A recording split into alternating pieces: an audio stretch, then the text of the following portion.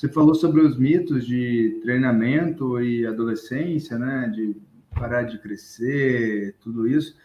E assim, eu nunca entendi de onde tiraram essa relação que treinar pode fazer a criança parar de crescer, prejudicar o desenvolvimento, que a criança não deve treinar. Inclusive ontem eu estava numa discussão dessa com os alunos meus da academia, que se eu tivesse um filho, eu com certeza ia colocar ele para fazer todas as atividades físicas possíveis até a puberdade, e aí as pessoas envolvidas falam, não, mas você vai machucar a criança se ela fizer um levantamento de peso, se fizer um treino. Eu fiquei pensando, meu Deus, eu queria que você explicasse um pouco melhor essa. Tá. De onde saiu esse mito. Tem uma história engraçada. Eles têm medo, né? E não é o público leigo, não, sabe? Eu vi esse medo no departamento de pediatria, que tem 60 anos e tem só fera aqui na nossa universidade, aqui na USP. Eles têm um medo muito grande com a chamada lesão da placa epifisária de crescimento, né?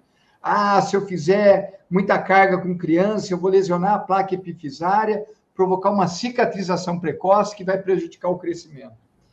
Um dia, eu estava fazendo xixi, perto de mim tinha um ortopedista amigo meu. E eu falei para ele, fulano, cara, esse negócio aí, você atende muita criança com lesão de placa epifisária? Era no bastidor de um evento, né? Cara, você opera direto, você é joelho, entendeu? Quantas crianças você opera com lesão de placa epifisária? Ele falou, Hugo, eu só pego criança com lesão de placa epifisária, olha só, de acidente de moto, que está na garupa. Falei, cara, que você quer falar com isso que é um choque grave que vai provocar essa... Ele falou, exato. Eu nunca peguei isso. E não vai pegar com esporte. Por quê? Por causa daquela característica, né? Criança tem bom sistema de fosfagênio, que talvez permitiria fazer um treino de força, né? Porque quando eu faço carga elevada e pouca repetição, o processo de resíntese ATP que predomina é sistema de fosfagênios.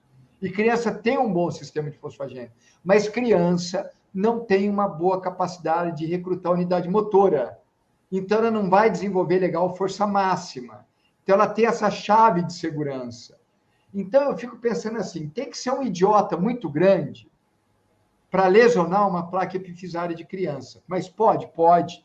Deus o livre eu ficar dando ideia aqui, mas imagina o seguinte, eu pego uns malucos aí, porque eu já vi esses malucos, que, por exemplo, coloca, imagina assim, pega uma câmera de pneu de carro, enche de areia, põe no pescoço de uma criança e manda pular em arquibancada de time de campo de futebol, imagina.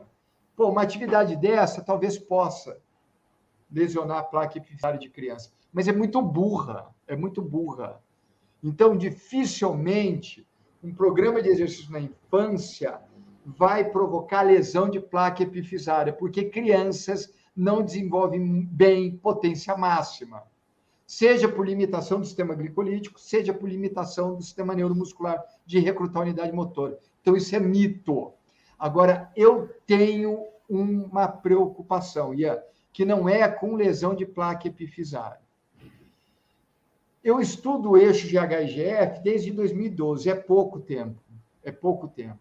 Mas a gente está percebendo o seguinte, quando um adolescente, durante a puberdade, é exposto a treino intenso, independente do esporte, é exposto a treino intenso e restrição calórica, isso pode provocar supressão do eixo.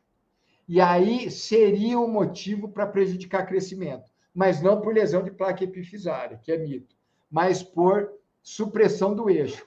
Aí vai falar, então você quer dizer que as ginastas são baixas porque o eixo foi suprimido? Espera aí, é o seguinte, ginastas são baixas, ginastas olímpicas, por exemplo, são baixas porque para alto desempenho, estatura mais baixa favorece. Então, é seleção natural.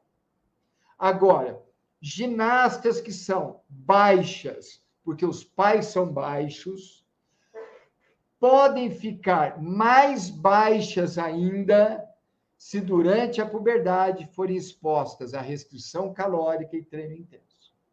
É isso.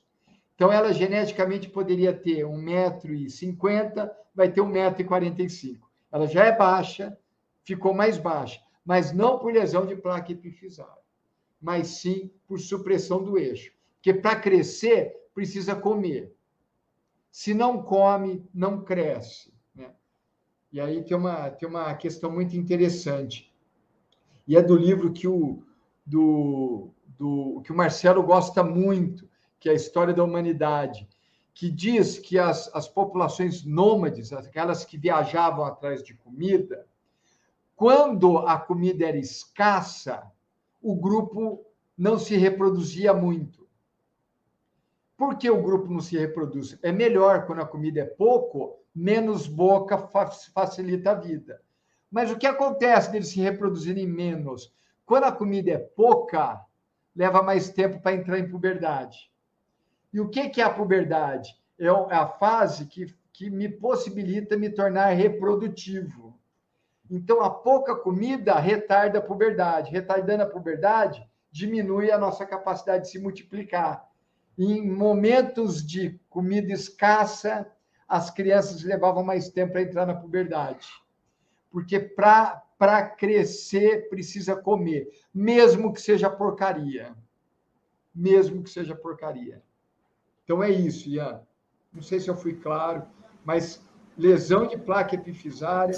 Eu lembro meu amigo lá no banheiro, cara, eu só pego criança com lesão de placa epifisária quando tem um choque muito grande. Vou dar um exemplo em casa. Eu tenho um filho que está na puberdade e caiu da bicicleta. E ele quebrou o punho. E aí a primeira preocupação minha do ortopedista é o seguinte, ele está ainda com a placa epifisária aberta? Tá. Ele está em processo de crescimento. Eu falei, lesionou a placa epifisária? O ortopedista falou, sorte que não. Por quê? Se tivesse lesionado, ia prejudicar o quê? O crescimento do braço, só. Podia ficar com o braço mais curto que o outro. Só isso. Mas mesmo fazendo uma queda que fez uma fratura no punho, a fratura não provocou lesão da placa epifisária. Vai continuar crescendo normalmente ali o braço dele. Então, para vocês verem que o negócio tem que ser traumático. E mesmo traumático, a natureza é sábia. Criança é feito um bambu. Ele quebrou o braço ainda porque já estava com 16 para 17 anos. Uma criança, quando cai, dificilmente machuca, porque boa parte é cartilagem. Então, ninguém quebra a orelha, porque é cartilagem. Criança, como tem muita parte na articulação de cartilagem, que depois vai ossificando e provoca o crescimento longitudinal do osso, ela é um bambu verde, dobra, mas não quebra, diferente do Hugão, que quando leva o tombo mais idiota do mundo, vai fazer alguma fratura, porque já está velho. Eu acho isso engraçado, porque eu vejo que tem muito preconceito em relação a determinados esportes. Assim, as coisas que não fazem muito sentido. Fazer judô, tudo bem. Ficar tomando ipom o dia inteiro caindo, um treino de judô, tem treino que você cai mais 100 vezes. Exato. Ninguém se dá conta, mas ir para musculação não vai, que vai atrapalhar. Só depois de 18 anos. Aí eu fico assim... São as ignorâncias da nossa área. É bem isso. Pode levar 100 ipom que não tem problema. Mas tem um aluno de doutorado, o Marco, ele fez uma pediatria e ele acompanhou 10 semanas de treinamento de adolescentes na musculação. E ele viu aumento da secreção de IGF, aumento da secreção de GH, pelo estímulo do treino bem feito, bem elaborado. Aumento do nível de secreção de testosterona. E aí tinha uma pediatra lá que falou assim, nossa, olha que legal, então a musculação ajuda o crescimento. É interessante que, né? Não ajuda. A atividade física não faz crescer, porque o estímulo do esporte provoca aumento da secreção de GH e IGF, mas é aumento agudo, não é crônico. Depois de 2 horas volta ao normal. E isso faz com que não contribua para crescer mais. Esporte não faz crescer. Então por que é bom? Porque esses aumentos agudos de GH, de IGF, favorece, por exemplo, aumento de densidade mineral óssea, ganho de massa muscular, mas não faz crescer. Definitivamente, fazer esporte não faz crescer. Mas se ele for feito de forma intensa, com restrição calórica, pode prejudicar. Jogar basquete não faz crescer. E fazer ginástica artística não faz encolher. Mas, se tiver restrição calórica e treino intenso, pode acontecer.